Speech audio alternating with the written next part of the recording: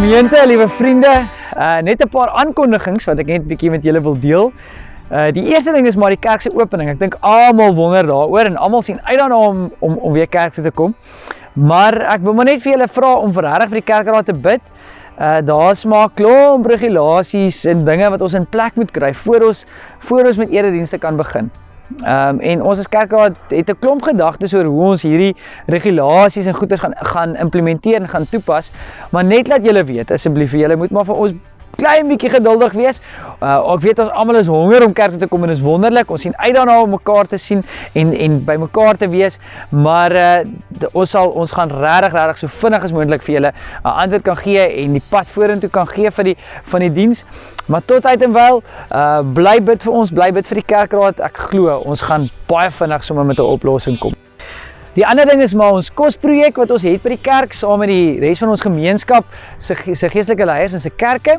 Dit gaan nog aan, dit loop nog baie mooi. Baie dankie vir almal wat al 'n bydrae gegee daar rondom. As daar dalk nog mense is wat vir ons 'n bydrae wil gee, kan julle ook maar net inbetaling doen of hier by die kerk 'n draai kom maak en 'n kospakkie kom afgee. Ons sal dit baie waardeer. Die nood is maar baie groot nog steeds al is ons by vlak 3 en dan gaan ons al kan meer mense werk, is die nood maar nog steeds baie groot. So as julle ons kan help, sal ons dit baie waardeer. Die kerk se rekening is weer op die skermpie daar, so julle kan kyk daarna.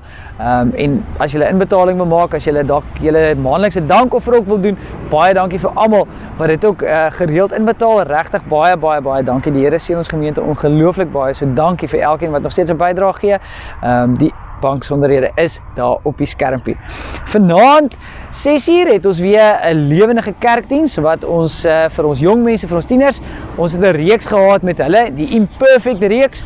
Vanaand 6uur gaan ons hom afsluit met ons laaste imperfect persoon, koning Dawid. So vanaand 6uur kan julle daarna ook lekker kyk en luister.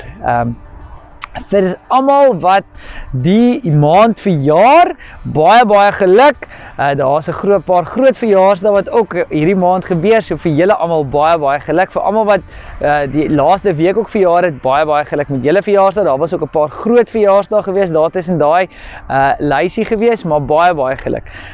'n Laaste dingetjie sommer so op 'n persoonlike noot vir almal wat môre en die week weer begin met hulle werk, wat terug gaan skool toe. Baie sterkte julle. Mag dit sommer vir julle lekker wees om terug te wees by die werk. Ek dink daar's maar baie van ons wat dalk met 'n stukkie bekommernis sit, wat dalk wonder gaan dit dieselfde wees, wat ook dalk 'n bietjie bang is. Dis okay.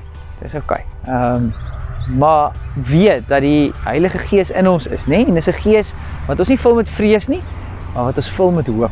En mag dit waar wees vir jou ook. As jy by skool toe gaan, as jy gaan werk die week, mag jy regtig gevul wees met die Heilige Gees. En dit beteken nie ons gaan onverantwoordelik wees nie.